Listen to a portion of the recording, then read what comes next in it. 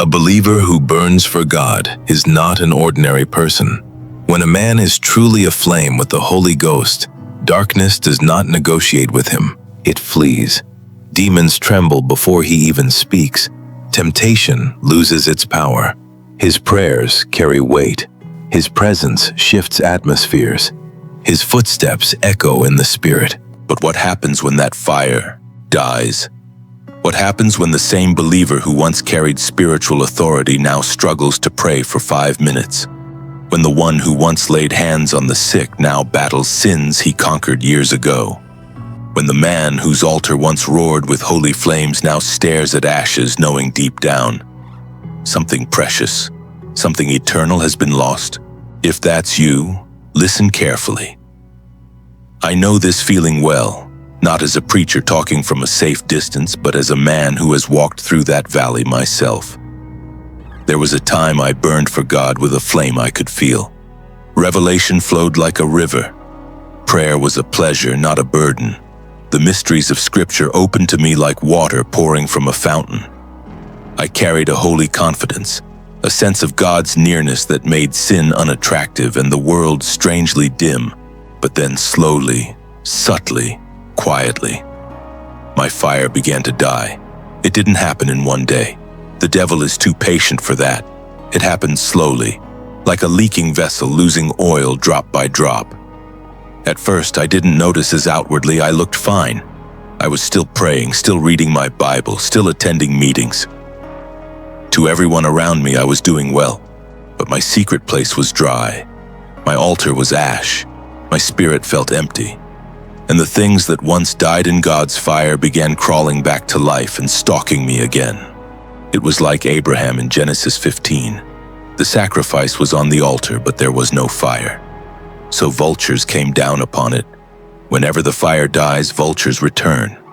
When the altar grows cold, impurities gather.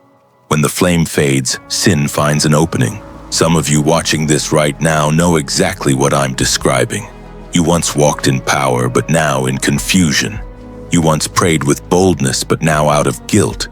You once had clarity, but now you're fighting battles that never used to touch you. I bring you a message today, not of condemnation, but of restoration. Not from a judge, but from a fellow wounded soldier who found mercy. I will not teach you theory. I will not give you empty motivational words. I will show you the exact 7 steps God used to restore me, and if you apply these steps, you can return to the secret place tonight. But before I show you the steps to recovery, I need you to understand why many believers stay fallen far longer than they should have. 3 quiet reasons many believers stay fallen. The worst state of a warrior in warfare is not to know he is already being conquered by the enemy. He continues to fight as before, thinking he is winning and gaining ground, only all at once to find himself suddenly conquered by his enemy, crushed and at a point of no escape. This aptly describes the first reason many believers stay fallen. Like Samson, they are not aware their hair has been shaven. They rise up and say like him, "I will now go as at 4 times and defeat the Philistines." But they know not that they have long left God. See Judges 16:20. But here's the more dangerous part. Some believers, even when they see they have fallen like King Saul, refuse to acknowledge their severe state. Pride convinces them they are still strong because they are still active. They still preach. They still serve. They still show up. They continue to patch up their ministry like Saul, who begged the prophet Samuel and said, "I have sinned, but please honor me now before the elders of my people and before Israel. Come back with me so that I may worship the Lord your God." 1 Samuel 15:30. The second reason backsliding believers stay longer in their fall is that they believe they've fallen too far to return.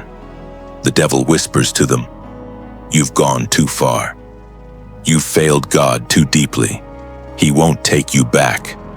It seems to them that they are repenting and they justify their guilt, but it is not godly repentance. It is rather the condemnation by the accuser of the brethren, which does not produce the fruit of repentance, but instead continues to keep them in the bondage of sin and its condemnation. When the Holy Spirit reproves of sin, He points you to Christ, not to yourself. This is because your salvation from sin and from that fallen state can only come as you lift up your head to focus on Christ rather than on your state. By so doing, you will be cleansed of your sin and empowered to live above it. The lie that says you have gone too far to return is never of God, and it keeps more believers in bondage than the sin itself ever did. Reason number 3. They are too mindful of others. The final reason I want to highlight today why believers stay in their fallen state too long is that they are too mindful of others. They say to themselves, "What will people think if they know I'm struggling? What will they say if they discover my fire is gone? Or if it was a case wherein their sin was so open that everyone knew it? Say, for instance, when a beloved sister falls into sexual sin and gets pregnant outside wedlock, the shame becomes overwhelming. This can get so intense it hampers their recovery. This is particularly not helped by some church doctrinal approaches to such open sin, and the ostracization that tends to follow this, not just by church leadership but also by church members alike. I have done a 3-part video series on the story of a sister called Mabel who faced this challenging situation, and it is titled, "How I Escaped the Darkness of Church Betrayal, My Story." The fear and guilt of what will others say keeps many in spiritual darkness when they fall longer than they could have been. If you are struggling to get back on your feet spiritually, I encourage you to confront these 3 reasons just mentioned tonight and see God begin restoring you this same night. The 7 steps to recover your spiritual fire. These are the 7 steps the Holy Spirit used to bring me back from ashes to flame. They are not theory, spiritual cliches, or motivational ideas. They are spiritual laws. If you obey them, your fire will return. Step 1. Be brutally honest with God. Restoration begins with truth. Psalm 51:17 says, "A broken and contrite heart, O God, you will not despise." When I realized I had fallen, I stopped pretending. I knelt before God and said, "Lord, I am empty, my fire is gone, my altar is cold, help me." He did not reject me, he did not shame me, he did not condemn me. Instead, he ran toward me. Until you admit your flame is dying, it cannot be rekindled. Honesty is the matchstick that lights the first spark. Tonight, tell him plainly, "My altar is cold, help me." Step 2. Ask for eye salve and quickening. Spiritual blindness is part of spiritual decline. You can be active in Christian things and still be blind. In Revelation 3:18, Jesus tells the lukewarm church, "Anoint your eyes with eye salve that you may see." When your fire is dying, you stop seeing clearly. Ask God, "Open my eyes, show me where I drifted, quicken me again." Psalm 80:18 says, "Quicken us and we will call upon your name." Quickening is when lightning touches your spirit. It is the divine jolt that awakens you from within. You cannot manufacture it, but you can ask God for it. And you can do that tonight. Step 3. Take a step of faith. Start rebuilding your altar. Do not wait until you feel spiritual. Fire returns when obedience begins, not before. When Elijah rebuilt the broken altar, the fire of God fell, not when he felt anointed, not when he felt strong, but when he rebuilt. For you, that means tonight, restart prayer, even if it feels dry. Open the Word, even if it feels empty. Worship in your room, even if you feel nothing. The fire will come, but obedience must come first. Step 4. Be strong in the Lord's righteousness, not yours. This is where many believers fail.